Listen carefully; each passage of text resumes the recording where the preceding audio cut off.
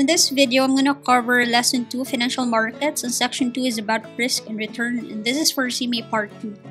So for the outline, first I'm going to talk about the risk and return trade-off. So basically, I'm going to talk about the relationship between risk and return. So second, I'm going to discuss the concept of rate of return and also introduce the formula for computing the rate of return. Third, I'm going to discuss about the basic types of investment risk. So we have two: systematic risk, which is also known as the market risk, and the other one is the unsystematic risk or the non-market risk. So fourth, I'm going to talk about the other types of investment risk. So we have credit risk, foreign exchange risk, interest rate risk, industry risk, political risk, liquidity risk, financial risk, purchasing power risk, and so on. And fifth, I'm going to discuss about the types of investors. We have basically three types of investors. So if you are a risk-neutral investor, risk-averse investor, or a risk-taker investor. So let's start. First, for the risk and return trade-off. So risk and return trade-off states that the potential return rises with an increase in risk. So basically, there is such concept which is higher risk means higher reward. So in layman's term, so for instance, if I am an investor, of course, I would not subject myself to higher risk if there is no potential higher returns. So if I am an investor, of course, I will not risk higher amount of money unless there is a potential higher return of money. So it's as simple as that. So the risk-return trade-off depends on a variety of factors. So we have three factors here. So first, we have the investor's risk tolerance. Second, the investor's years to retirement. Third, the time horizon, which can be long-term or short-term. So first, let's talk about investors' risk tolerance. So there are some investors, for instance, if you are a risk-averse investor, of course, you're not willing to subject yourself to higher risk. Your main concern is the capital preservation. So for example, if you are the type of investor who can tolerate a higher risk in exchange for higher return, so of course you will be willing to invest in higher risk investments. So second point here, investors' years to retirement. So investors can range from different age groups. So for example, as early as in your 20s, you can start your investment, while some investors can already be in their retirement age. So for example, if you're near to retirement, of course, you need more security, right? So you won't allow yourself to be subjected to higher risk, which will result to, of course, losing a lot of money. So therefore, those people or those investors who are near to their retirement age, of course, they would want to preserve their capital. So they would only be willing to accept low risk even if the related return is lower. Third is time horizon. So for example, if you have extra money right now, however, you would want to invest it in the meantime, but you're expecting that at this point in time you will be needing your money back. So it depends on your time horizon. What's your objective? What's your main goal? For example, if you have saved money for the education of your children, so say for instance after 10 years you're expecting to use this money, of course you can invest your money in safer investments, say for example bonds, okay, with a 10-year maturity, and then expect that each year you will be earning interest on that investment in bonds, and at the end of the 10-year period you expect that you'll be able to get back your money for a specific purpose or expense, that is for the education of your children. So here it also varies. So if you're the type of person who have extra cash or money and then you are more willing to invest it in short-term investments for potential higher returns, so this will also affect the risk and return trade-off. If for instance you have money now, however you expect that you will be using such money after a period of time, your time horizon might be long-term, and of course if it's for a specific purpose, you would want to have safer investments.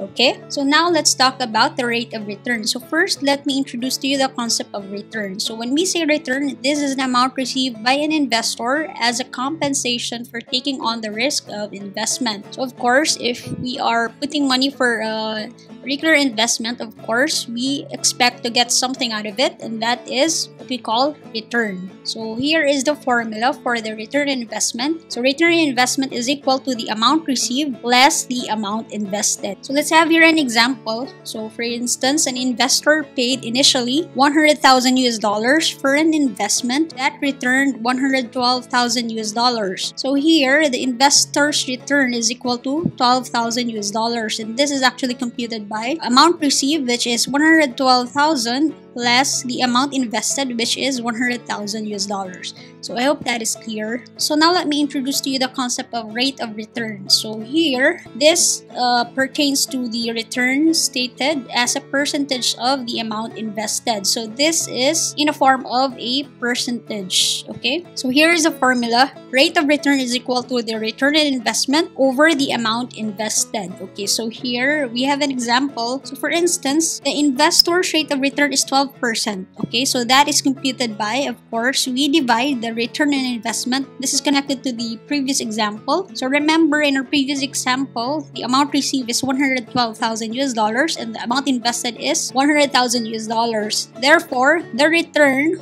is 12,000 US dollars. So here, if we are to compute the rate of return, which is in a form of a percentage, we simply divide the return on investment, which is 12,000 US dollars, divided by the amount invested, which is 100,000 US dollars. So now let me talk about the basic types of investment risk. So we have two, systematic risk and unsystematic risk.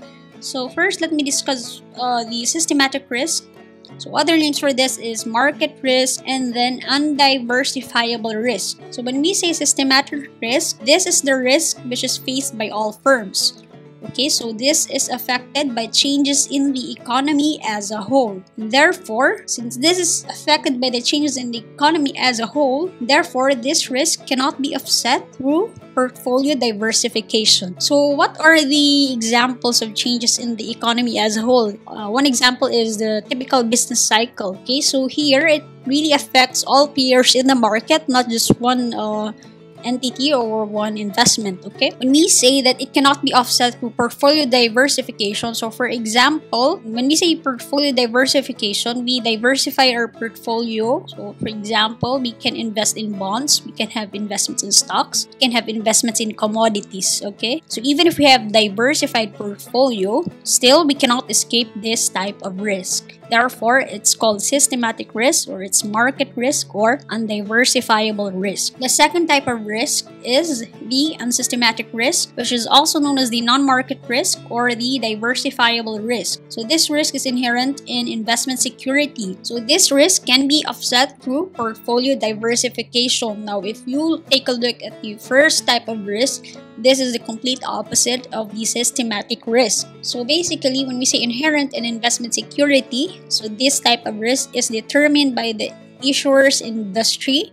So for example, the products, when we say inherent, meaning it is determined by the product itself. For example, customer loyalty, a degree of leverage, management competence, and so on. And therefore, since each security or investment security has typical risk inherent to it, therefore, depending on the risk appetite of the investor, the risk can be offset through diversifying the portfolio.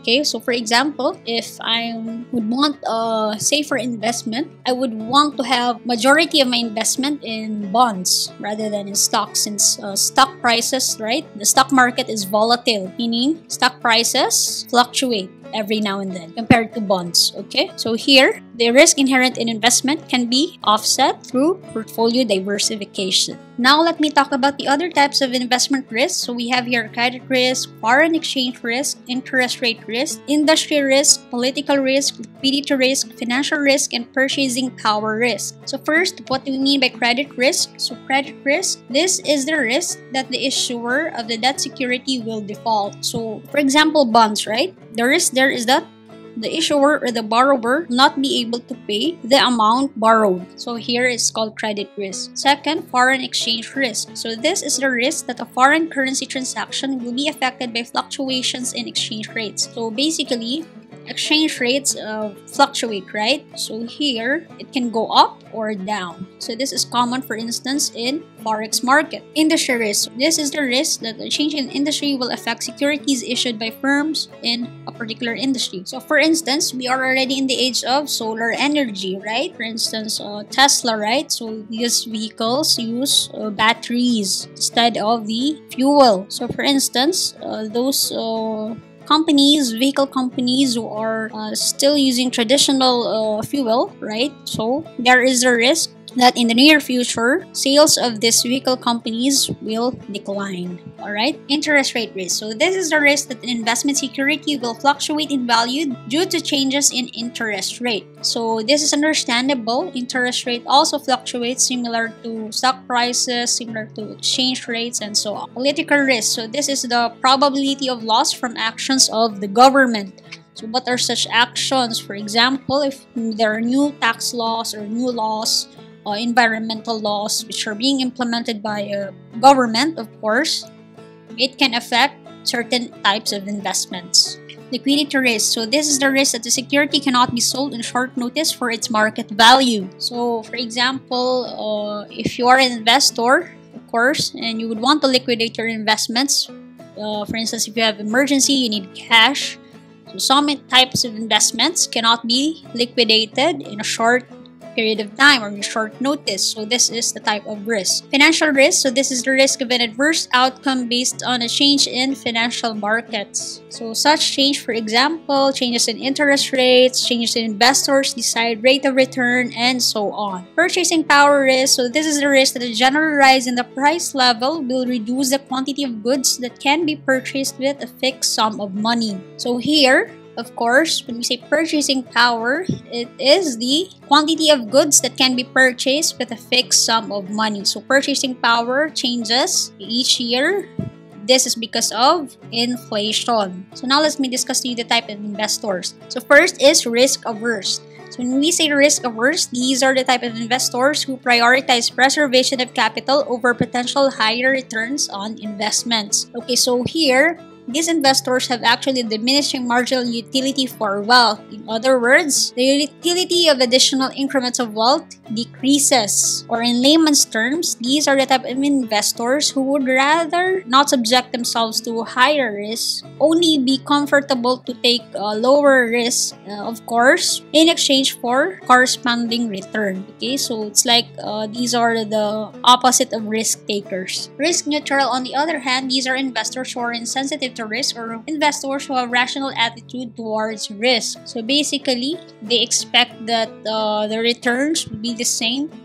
Basically, these are risk neutral investors, meaning they would only be willing to take a rational amount of risk for a rational amount of returns. So they are just risk neutral. Third is risk takers. So these are investors who are willing to take on additional risk for investment with potential higher returns. Investors who are willing to subject themselves to higher risk in exchange for higher returns. So for example, if I'm an investor, of course, I will not be willing to take a higher risk if I'm not expecting to gain more, right? Okay, so that ends this lesson. I hope this has been helpful to you. Comment below if you have questions or clarifications. My name is Jane. Thank you for watching. If you like this video, hit like, share, and subscribe. Till next time.